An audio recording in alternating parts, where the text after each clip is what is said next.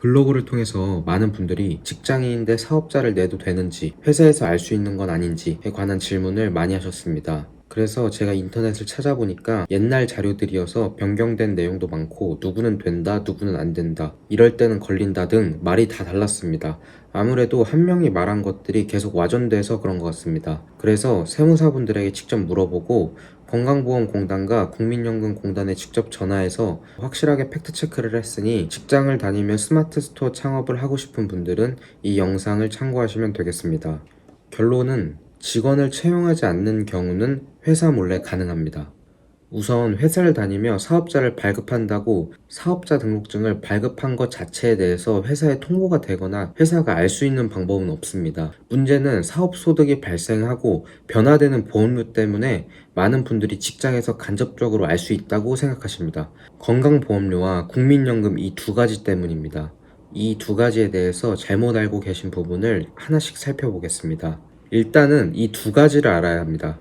첫 번째 직장 가입자, 두 번째 지역 가입자. 직장 가입자는 직원이 있는 사업장의 대표와 직원들이 가입되는 형태이고, 대부분의 직장인들이 직장 가입자입니다. 지역 가입자는 직원이 없는 사업장의 대표가 가입되는 형태이고, 보통 직업이 없는 주부분들이 사업자를 발급하였을 때 지역 가입자로 바뀝니다. 건강보험료부터 살펴보겠습니다. 직장인들은 모두 직장 가입자로 가입되어 있습니다. 회사와 본인이 5대5로 나눠서 건강보험료를 납부하고 있습니다. 하지만 개인 사업자를 발급하고 소득이 발생하면 직원이 없다는 전제하에 지역 가입자로 가입됩니다. 하지만 직장 가입자와 지역 가입자가 동시에 가입되면 직장 가입자가 우선시되어 직장 가입자 자격으로만 보험료를 납부하게 됩니다. 그럼 이 말대로라면 회사에서 받는 급여가 300만 원인데 사업소득이 1000만 원이 넘어가게 될 경우에도, 즉 근로소득보다 사업소득이 훨씬 많아지는 경우에도 보험료가 오르지 않는 거냐라고 물어보실 겁니다. 그래서 연간 3,400만 원 초과 시 보험료가 추가로 납부됩니다. 하지만 이 역시 직장 가입자, 즉 본인 자택으로 개별 통지되기 때문에 회사에서는 절대로 알 수 없습니다. 직원을 채용했을 경우를 보겠습니다.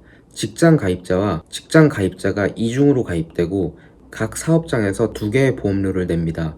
즉 건강보험료의 경우 직원을 채용하던 직원을 채용하지 않던 회사에서 납부되는 보험료는 일정하기 때문에 알 수 없습니다. 두 번째로 국민연금을 살펴보겠습니다. 직원이 없다면 근로의 소득이 얼마가 되든지 국민연금은 추가로 납부하지 않습니다.